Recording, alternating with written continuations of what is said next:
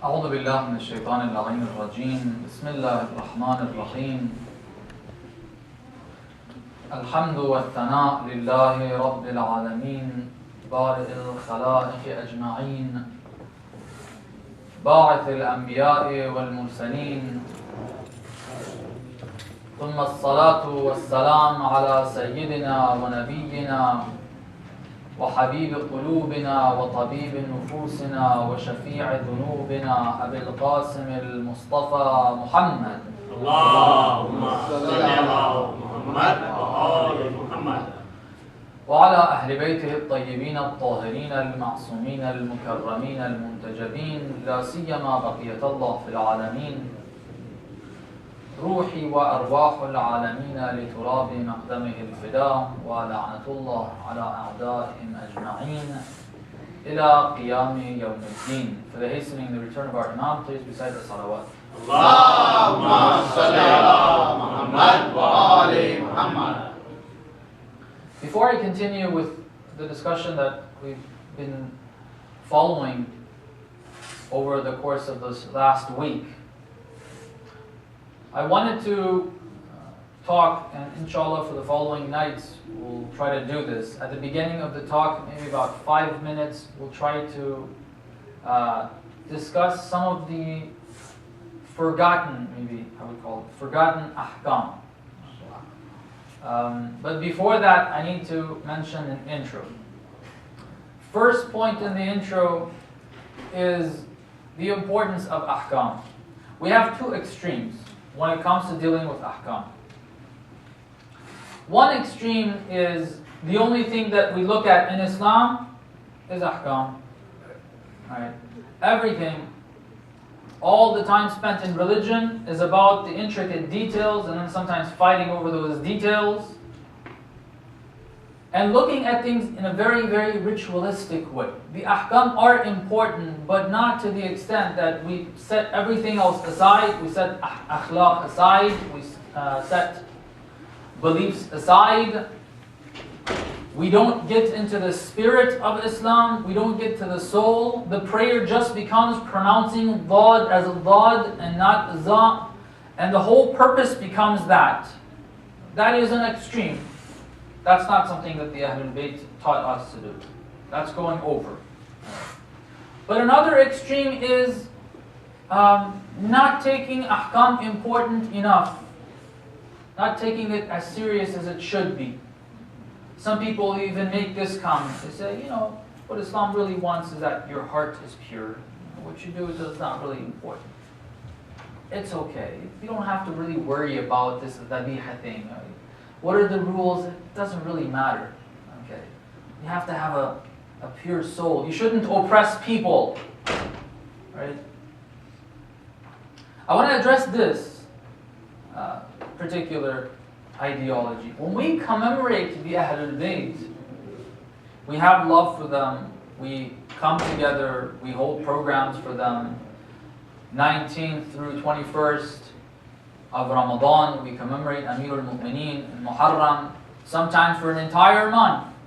We commemorate Imam al-Hussein salamullah alayhi, the events that took place in Karbala. We remember the end of the month of Safar, we remember the Holy Prophet, Imam al-Mujtaba, Imam al-Rida. We remember these Imams. We commemorate. Why? Because we have love, we have respect. All right. Now I want to give you an example, maybe for us to understand this a little better. Recite salawat, please. Allahumma salli ala Muhammad wa ali Muhammad. If you really like somebody and you go to them, you really, really like them. Okay. You go to their house, for example, and they give you a gift that they consider very important. Right? They give you a gift.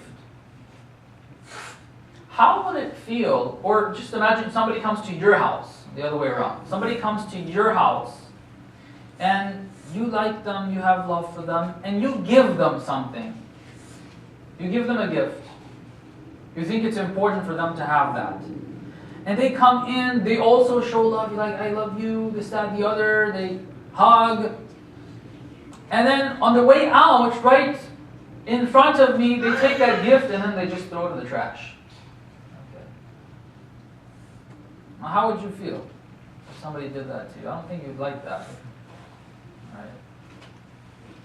The Ahlul Bayt Salamullah alayh gave their lives, gave their blood, gave their children, gave their families, they gave everything. They sacrificed so that they deliver this message to you and I.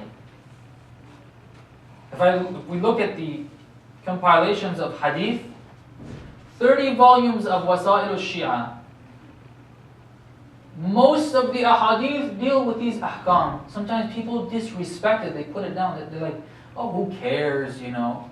Sometimes I hear people who like this idea of unity between Muslims, which is a great idea, but sometimes some versions of it are a bit extreme again. They say, oh, what does it matter? You go like this or like this. It doesn't really matter. Oh, it does matter. Who says it doesn't matter? If it didn't matter, the Holy Prophet wouldn't open his mouth and say, this is how you pray. Okay.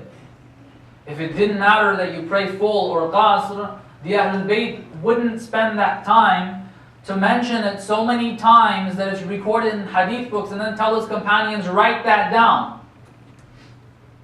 And then we've gotten all of this guidance that they have given their blood for. And we're like, thank you, we love you, but it's in the garbage can. We don't use it.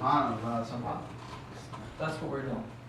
When we don't implement it, I really don't know what that love means.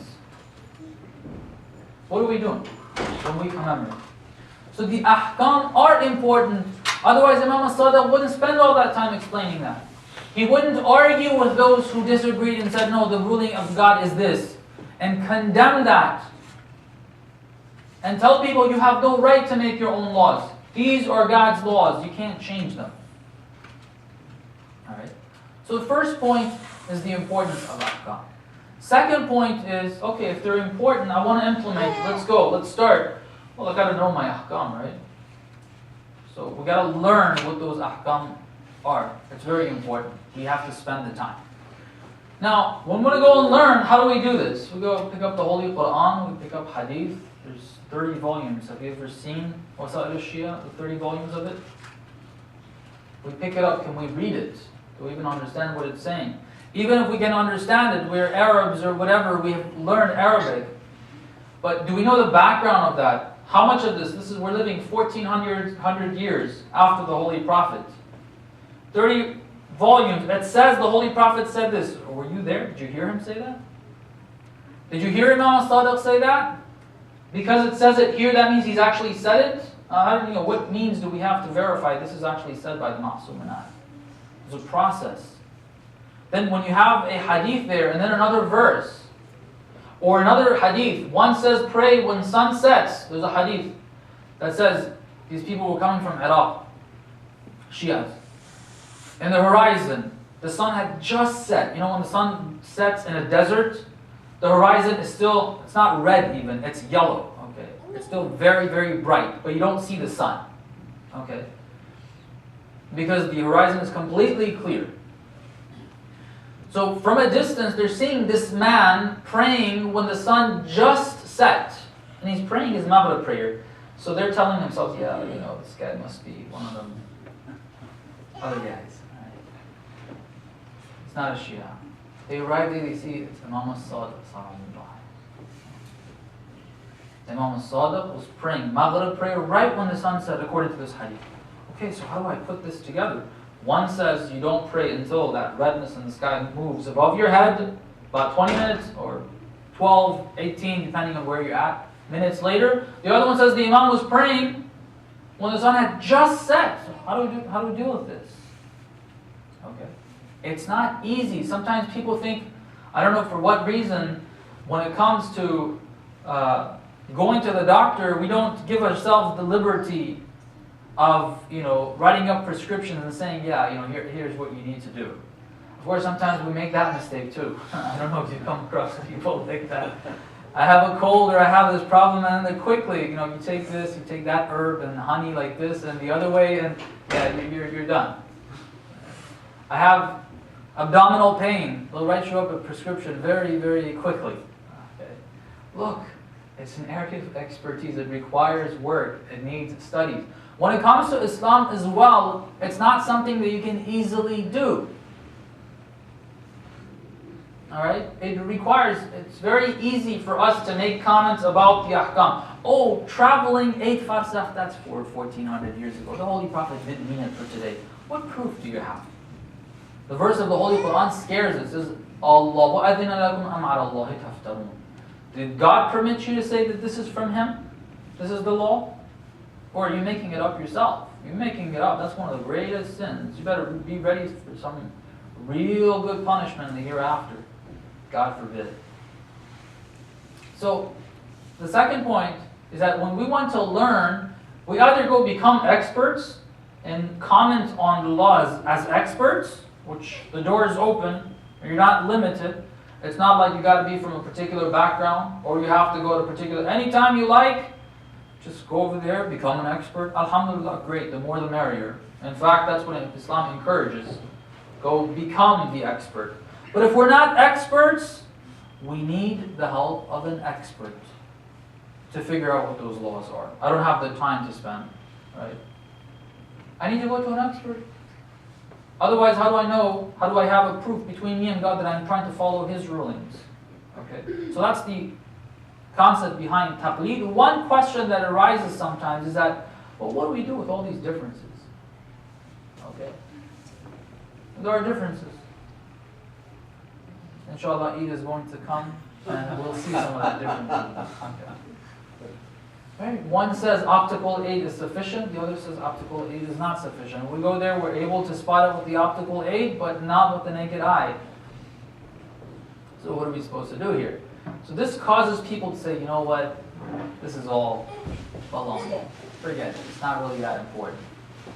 Or what do we do about this? One thing that I want to say, this is a long discussion, but one thing to clear it up for a lot of people. When we look at the time of the Ma'sumin, at the time of Imam al-Sadiq, at the time of Imam al-Kadhim, at the time of Imam al-Rida, these differences of opinion about what the Ahlul Bayt have said existed. I'll give you one example. There's a companion in Basra. He's a well-known, acceptable companion, and he's a faqih, right? Meaning that he has studied. He has read the books handed down to him from the companions of Imam al-Sadiq. He's even gone to the Ma'sumin. He's learned a lot. He's a full scholar. A person from Basra that's not a scholar goes to Medina, visits and meets the Imam, asks him a fiqhi question. The Imam responds to him. The guy comes back to Basra and he tells people, I went and visited the Imam and the Imam told me, you know, this particular ruling. This scholar tells him, no. That's not the view of the Imam. I know he said it, yeah, but he was doing taqeef. Okay. So this guy is like, really? And so he goes again to Medina. And he says, this is what happened. I went there, I told people what you told me, and they said it's taqiyya. He said, no, this is my view. He went to Basra, the companion said, no. That's taqiyya. Even this time it was taqiyya, because you don't have the capacity to take the actual ruling. Right? Very strong opinions based on the ahadith. The Ahlul Bayt didn't tell people at that point, hey, don't go to these scholars and ask your questions. Come directly to us. You have to travel all the way. The Imams were there. It's not like our time that we don't have the Imam. We can't ask the Imam for those questions. We have no choice, but at that time they could have gone. The Imam could have said, look, people, don't go to Durara, don't go to this person, don't go to Yunus ibn Abdul Rahman. Come directly to me. Right? Not only did the Ahlul Bayt not say that, when they were in a city, they said, don't come to me, go to this guy. Right? There's something up with that. Whatever the philosophy is, I don't want to get into that. That has its own question to ask. Why? All right, it's a good question to try to look into. But practically, what I'm trying to convey is that these differences exist, and they have existed. They are minor differences. They do not cause a split in our community. We should not fight over it. And it still means that we've got to try to identify the most qualified expert and follow their view. Now that intro took a lot longer than I thought. Inshallah, tomorrow the ahkam themselves won't take that long. Recite us salawat, please.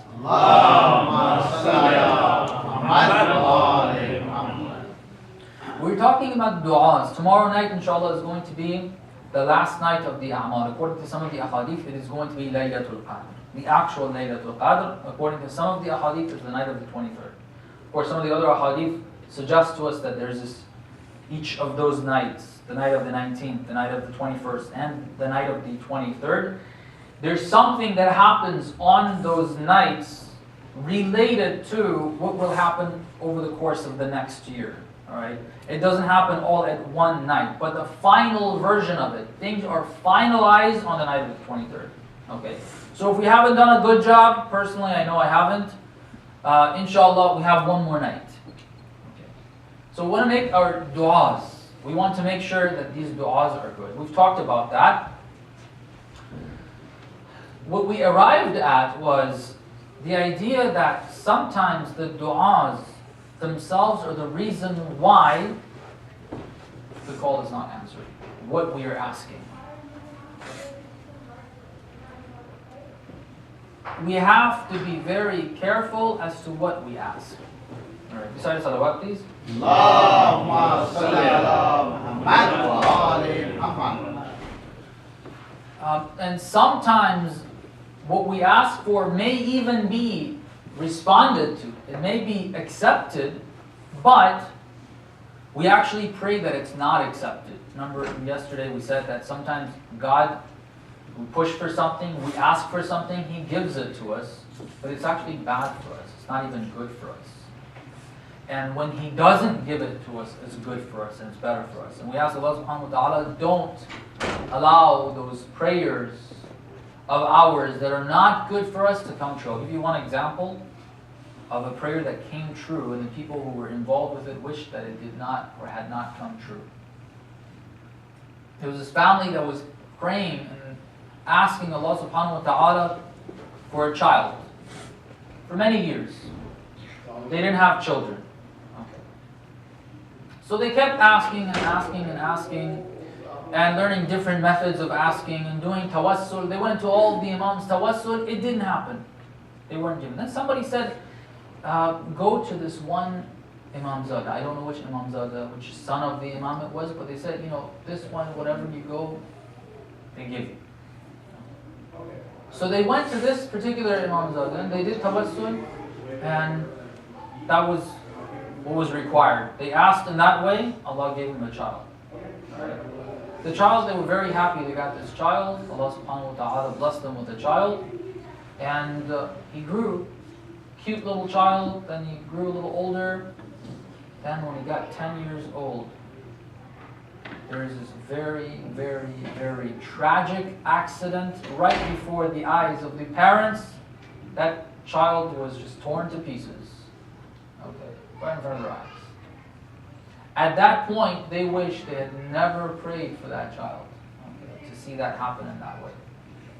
Just for 10 years. Okay, 10 years they had that child, and then they had to live with the sorrow and the pain of having that child for the rest of their lives. Okay. Sometimes, this is a simple example, there are a lot worse things that sometimes we pray for, we work for, and God gives it to us, but it's not good for us. So we want to make those du'as, we got to make sure that we make the right du'a. When we want to asking Allah subhanahu wa ta'ala about certain things that we need, sometimes we know what we need.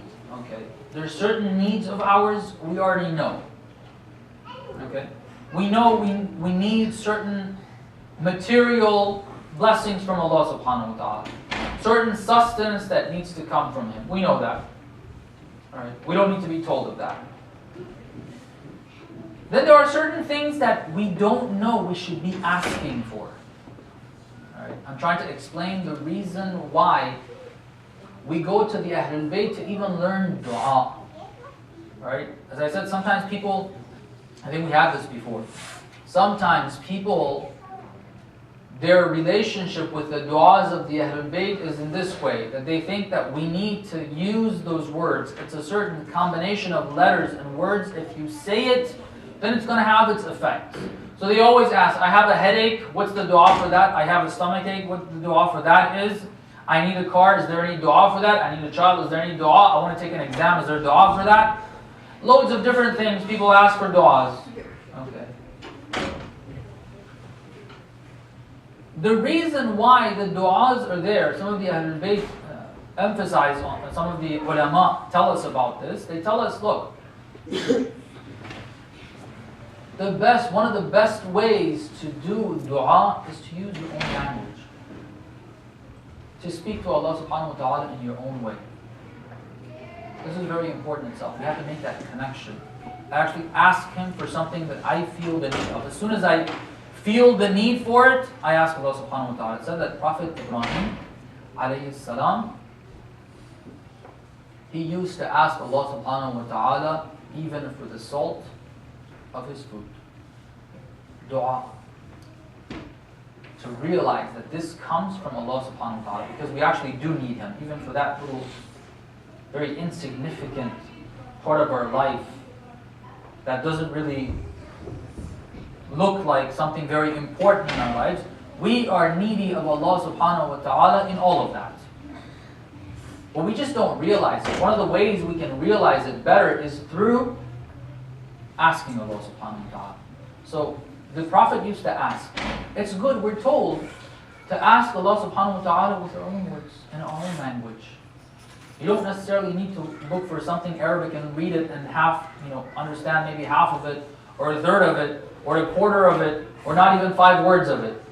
Okay. Sometimes when we read dua, this is how it is. We don't need to look for that. We can ask Allah subhanahu wa ta'ala for what we need in our own words. So what are these du'as from the Ahlul Bayt for? A couple of things. Sometimes we are taught to pray for things that if it wasn't from the Ahlul Bayt, we wouldn't have known that these are very serious things to ask for. There's plenty of those. Plenty of those, inshallah, we'll get to. But another thing is that even when it comes to our needs, we don't know how to ask sometimes. Okay. We ask for too much, maybe. We ask for the wrong thing. The need is there, but we ask for the wrong thing. So, what we learn from the du'as of the Ahlul Bayt is exactly what to ask for in regards to those needs that we identify. And then secondly, if you remember the talk that we gave yesterday, sometimes the call of our heart is different than the call that our mouth and our tongue is making. We want to make sure, if we're calling for the right thing, if we're asking for the right blessing from Allah subhanahu wa ta'ala, that our heart and our mouth are speaking the right or the same thing. They're asking for the same blessing from Allah subhanahu wa ta'ala. We want to make sure that that happens.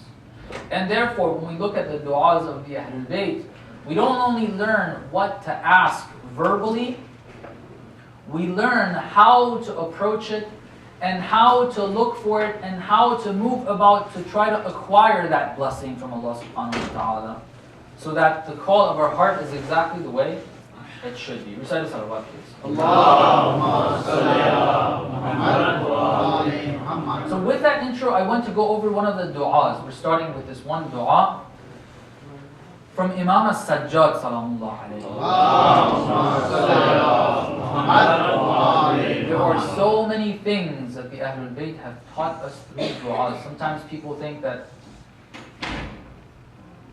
Imam Sajjad was just a worshipper, Zainul Abidin. He prostrated, he prayed.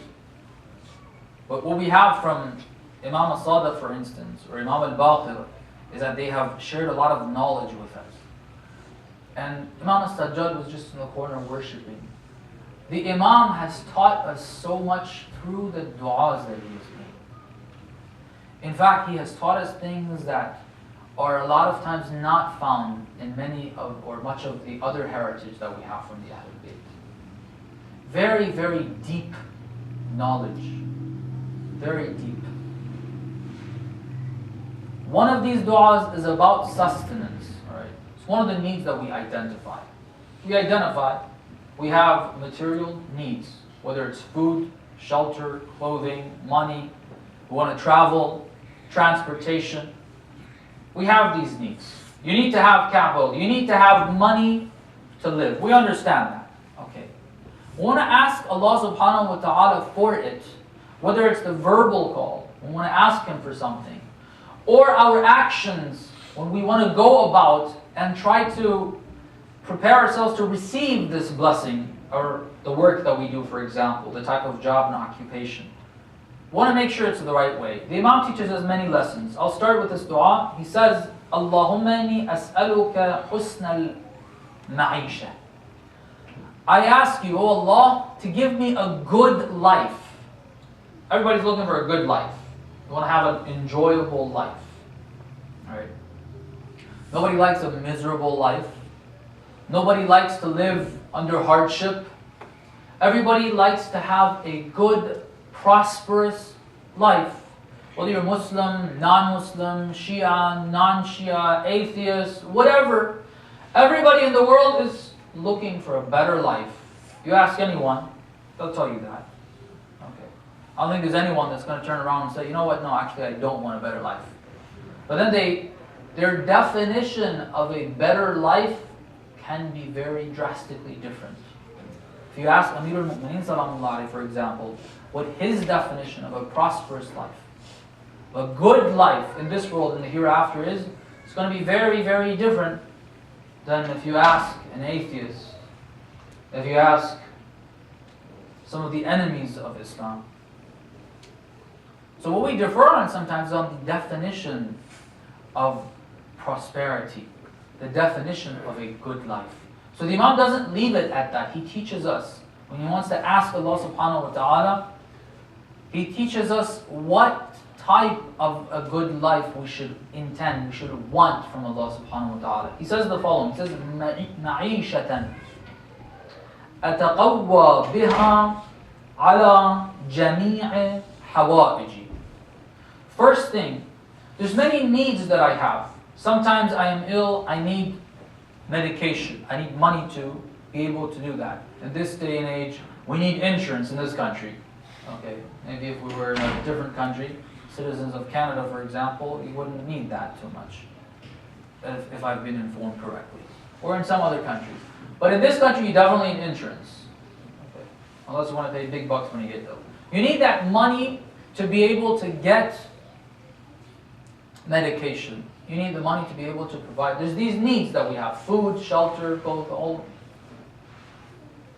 So he says, I want a life that I'm able to provide for all of my needs first. But then he doesn't leave it at that. Alright? But even right now, let me say, the important thing, the key word, is hawa'iji, needs. Alright? Keep that in mind. Needs are different than a lot of other things that we get involved. Inshallah, we'll get to the rest of this dua and we'll see what the Imam means by that. It says, وَأَتَوَصَّلُ بِهَا فِي الْحَيَاةِ إِلَىٰ آخِرَةِ. That I take care of all of my needs, but then the objective of my life, why I want that house, why I want the clothing, why I want the transportation, why I want to be cured if I'm ill, if I fall ill. All of that is to be able to get to my afterlife, to get to my real life. Okay, this is very important. What our objective in life is. For many of us, we talk about paradise, we talk about hell, we talk about life after death, we talk about a lot of this stuff. But our real objective in life is the dunya. We actually work for this world. We want money for this world. That's the objective. We want that car for this world. We want that ticket for luxury in this world. Everything is about this world. Alright? The Imam teaches us, look, get it straight in your head. Don't waste your life for this dunya. Do not waste your life for this dunya, because no matter how long it is, it's temporary. It doesn't last. You know, we don't review sometimes the cost and benefit of living for this dunya. A lot of times we work very hard, work our tails off. And we're able to gain eventually in our 40s, maybe sometimes, we're able to have that very luxurious, all that money, everything is set, alhamdulillah, now I'm all set to go. I can enjoy life. Well, now you're going to have to start worrying about becoming diabetic. Now you're going to have to watch out for your cholesterol. Now you're going to have to be careful where you go. You want to play sports, you could break your ankle, you could tear a tendon. A lot easier. Okay? You want to get engaged in a lot of different activities and you can't. Okay? Or eventually you can't. As much as some people want to look young, they go through all that plastic surgery, some of those politicians as well. Okay? No matter what you do, you're aging. Okay? There's a lot in this day and age to try to move away from aging. Okay? But the fact is, okay, maybe you can make yourself look young for another 10 years, 20 years. Okay? You want to look good for 100 years? Okay, let's just give you 100 years. 200 years? Okay, 200 years. There is an end to it. Okay? It doesn't remain. No matter how long it is. It comes to an end. Have you thought about what's going to happen after? What about that life that doesn't have an ending? Have we worked anything on that? There's an interesting story. It's very, very, I think it brings thought and wisdom to one. Prophet Nuh, I don't think any of us has lived or will live as long as Prophet Nuh. Okay. The Holy Quran says, before the storm, before the rain, before the flood, he propagated, only his propagation was 950 years. This is fact, because it's in the Quran. Alright? He must have lived sometime before then. How many hundred years, I don't know exactly. Then, the flood was not the end of it. No. Afterwards, he lived for some time as well. Some figures say 2,500 years. Now, I don't know how accurate that is. But what's fact is, at the very least, let's just add another 50 years, 1,000 years. Okay, any of us going to live for 1,000 years? You have that hope? Maybe 100? Maybe. Pushing it a bit, maybe 100. Okay, Prophet Nuh. When the angel Jibreel came to be Israel, alayhi salam, right? The angel that is a very, very kind and merciful and very obedient to Allah subhanahu wa ta'ala, that we're very scared of. Okay. May Allah bless him. When he came to take the soul of Prophet Nuh, Prophet Nuh was standing under the sun. Okay. And he asked the angel, can I step in the shade? He said, yeah, God has allowed you that one, you can go. Because sometimes he doesn't even allow that. You have to go.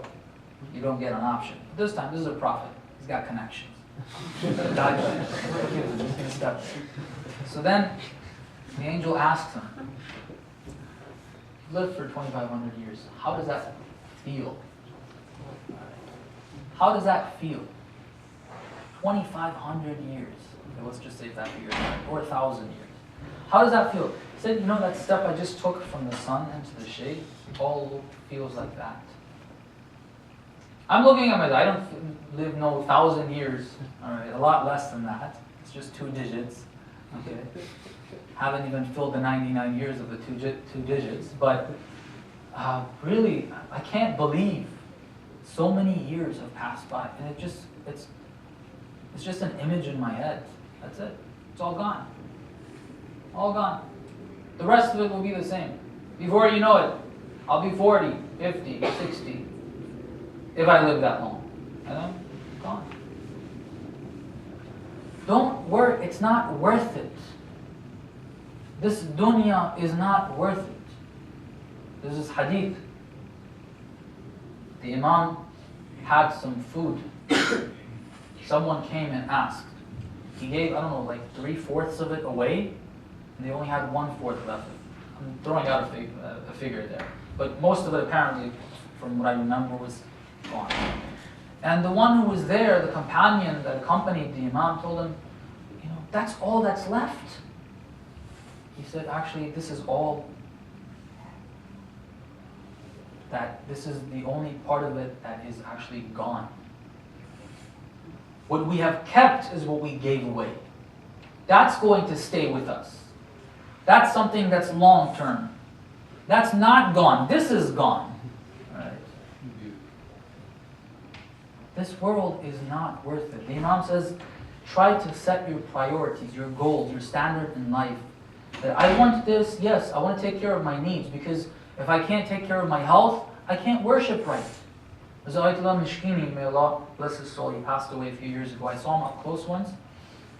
He looked very, extremely weak. And he was telling us, look, take care of your bodies when you're young. Because when you get old, if you haven't, you're not going to be able to worship. Now, he wants to worship. He said, I can't. I'm too weak right now. He said, when we were younger, Ayatollah Bihishti used to have kebabs once a week. Okay. He used to spend money and buy meat, and we'd be like, that's, in Iran at that time before the revolution, for a Hausa student, that's not the way Amir al-Mu'mineen would live his life. Dry bread. But now I understand why he would do that. You need to take care of that body. Okay.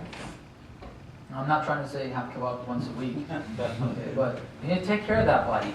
But what for? Right? In order to be able to serve, the dua in Dua Kumail says, قَوْوَ عَلَى خِدْمَتِكَ جَوَارِحِ. I want to have a strong body, a healthy body, but not to go and party in Vegas, but to serve you. Okay. This is what I want to do. So, وَأَتَوَصَّلُ بِهَا فِي الْحَيَاةِ إِلَىٰ آخِرَتِي. Then something scary for myself. مِنْ غَيْرِ أَنْ تَتْرُفَنِي فِيهَا فَأَطْغَى. Without you causing me to become one of the mutrifeen. Okay. Sometimes Allah subhanahu wa ta'ala gives us a lot of wealth. Tons of wealth. There's different ways that people deal with it.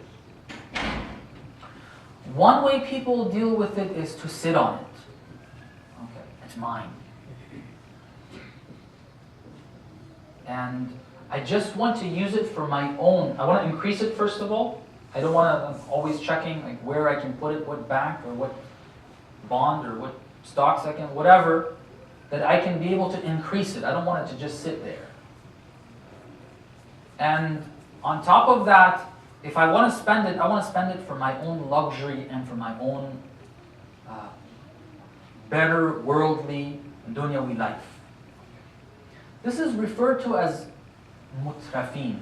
Like that's a scary term. If you look at the Holy Quran, if you read the Arabic, mutrafin are not looked at very good in the Holy Quran. Usually when the prophets came, the mutrafin were part of the team that went against the prophets. Okay, like Qarun is one of the mutrafin. Qarun is a clear example of a mutrif. Now, in another verse, Allah subhanahu wa ta'ala says, when we want to destroy and wipe off the map an entire nation, an entire people, أَمَرْنَا مُتْرَفِيهَا فَفَسَقُوا فِيهَا. We instruct the mutrifin to do certain things, and they end up getting involved with fisq, and they move the entire population towards fisq, and that's how we come and wipe everybody off. This feeling of just looking for comfort and joy, worldly joy and comfort. And that's the objective in life. And that ease in life, that luxury, that comfort, and I'm paying for it and I'm feeling it, and I can't give it up. That's how we become mutrafin. Right? And the result of that is, the Imam says, فَأَطْغَى, that I rebel. Too much causes one to rebel, not to listen to the command of Allah subhanahu wa ta'ala anymore. Imam of our time comes, we really have to test ourselves. Really have to test ourselves. Right? How committed are we to the Imam? Picture yourself. I don't know how many times we actually think of this. How many times we actually think of this. We come in Muharram, we shed tears, we cry, all of that. Okay, that's great. Well, let's put ourselves in those shoes. Okay. The Imam is going towards Kufa. People don't want to join him. Why? Very simple reasoning. Because it's clear the Imam is not going to be able to rule. He's going to be attacked, and the chances of him winning are very, very slim. Like, I have a life to take care of. I have a family to take care of. I have this. I have that. They didn't go with the Imam.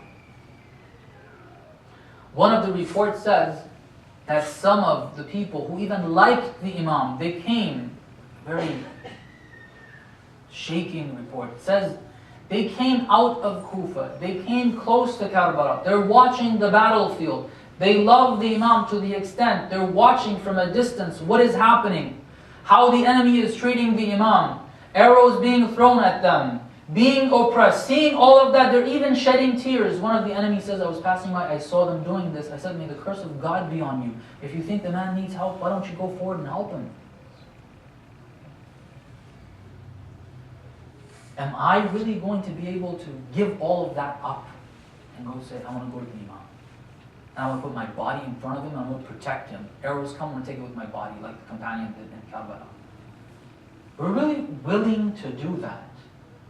If the Imam of our time comes and says, I need all of your money to spend for the cause of Allah subhanahu wa ta'ala, how many of us are going to be, without questioning the way the true companions were?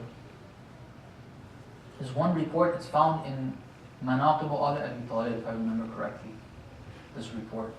It says that one of the Ahlul Bayt was approached, if I remember correctly, maybe it was Imam al-Rida or maybe one of the previous Imams. He was approached by the people, some of the Shias. They had come to him from Khorasan, some part of Iran or Afghanistan, because it included much of both, if I got that right. So anyhow, he's come, like, why don't you have an uprising? You have plenty of supporters. The Imam says, how many supporters? He says, 100,000. He says, 100,000 supporters? He says, no, even twice that much. The Imam said, really? Yeah. Okay, if that's the case, see that oven there? It's hot. Go and sit in the oven. Are you kidding me? I said, you have supporters, but go and fight. I didn't say, I'll go get barbecued in that oven. Okay. While they were having this conversation, a true companion came in. The Imam told him such and such, go to the oven. Without asking, without sitting, went directly. He went inside and closed the door. Or if it hadn't been. Otherwise, just jumped in there. Okay. And the Imam he starts this conversation. So, how are things in Khorasan? How are your kids? How's your family doing? And this guy's like worried. Like, what's going on? You know, Imam, that guy, can you take him out? After a while, he says, go check on him. He goes and sees him. He says, he's sitting there, saying dhikr. That fire's not going to burn him. You think the Imam would tell you to do something that's going to harm you? For no reason, something ridiculous. Okay, how much trust do you have? If the Imam comes and says, "Give me all of it," will I be willing to actually give it all without question? Easily, it is yours. It doesn't actually belong to me. It actually belongs to God. And you're His representative. You say that you need it for that. I need to give it. Here you go, all of it. I'm willing to give my life as well. If there's anything I can do, please. Are we willing to do? This is أَن تَتْرُفَنِي فِيهَا فَأَطْغَى. Do not, please, don't give me to the extent that I will become a mutrif and it will cause me to rebel against Allah subhanahu wa ta'ala. And then he continues with that, which inshallah we'll have to continue the following session. Sallallahu alaykum ya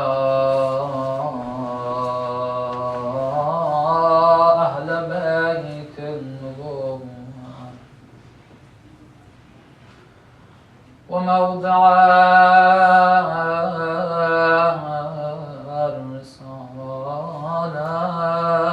الرسالة ومهبط الوحي وخزان العلم ومنتهى May Allah's peace and blessings be upon you, my beloved Holy Prophet and the Ahlul Bayt.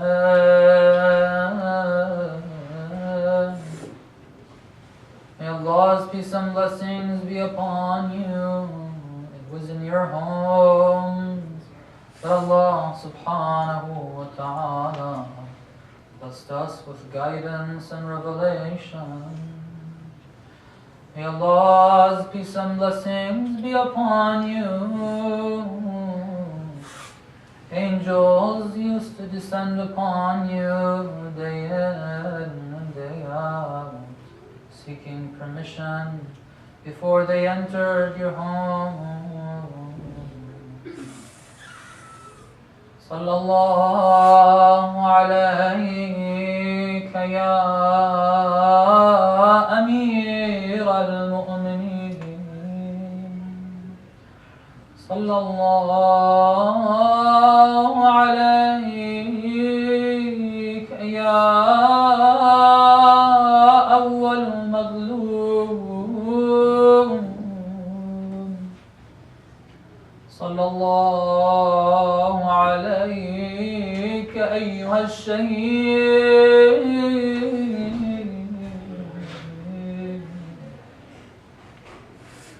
May Allah's peace and blessings be upon you, my beloved Amir al-Mu'mineen, my beloved oppressed Imam,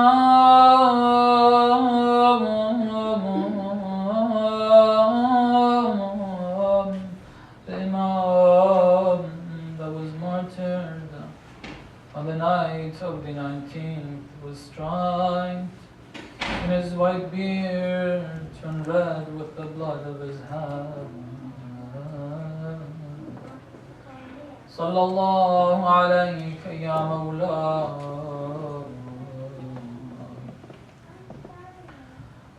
Ya Amir al-Mu'mineen, we all have the love to come to Najaf and visit your grave. Imagine yourself one of these years having the opportunity to be in the shrine of Amir al-Mu'mineen, beating your chest for the Imam on these nights and days. Ya Amir al-Mu'mineen, you are referred to as Awwal Maghlub, was because during the time of the Holy Prophet, with all the great things that you did, the chivalry, the bravery of the Imam, it created hatred, it created jealousy in certain people. As soon as the Holy Prophet left this world, that hatred, animosity, jealousy revealed itself.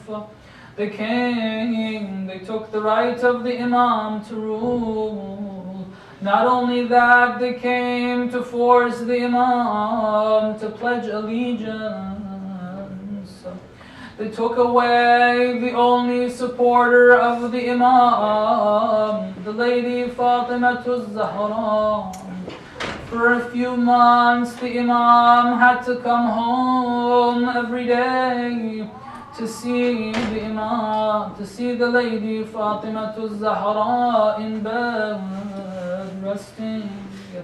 The illness of the lady Fatima Zahra was very painful. He had to see himself pouring soil over the body of his beloved lady Fatima Zahra and say his salams to the Holy Prophet, and to try to tell him, don't ask me why your daughter is bruised when she came to you. But on these nights, Amirul Mu'mineen, one of those last times that he was conscious again, they say he saw everyone was crying. It It may have been earlier today.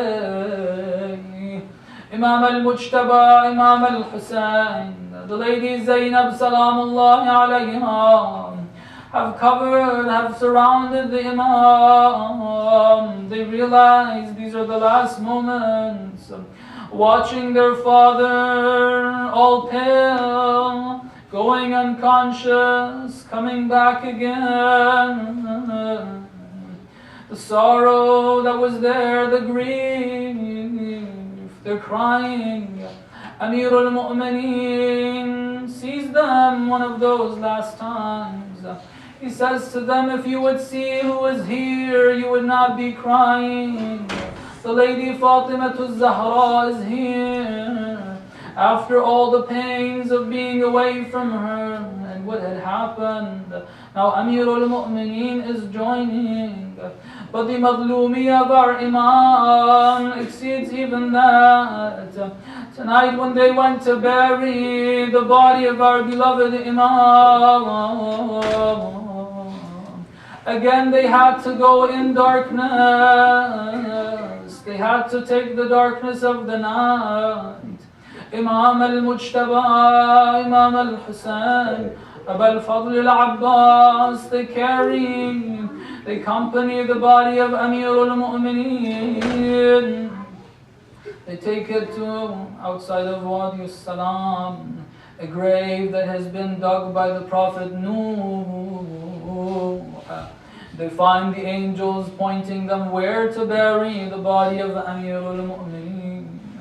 The body of Amirul Mu'mineen was buried at night and hidden for many years because they were afraid that people may come and take the body out and disrespect the body of Amirul Mu'mineen.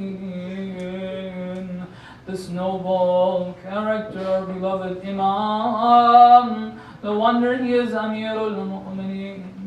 He is Awwal Madloom. But we say to the Imam, Ya Amir al-Mu'mineen, although you were madloom, but when you passed away, your children, your daughters were able to, in a very respectful manner, bury your body. But in Karbala, the killing of the Imam was not sufficient.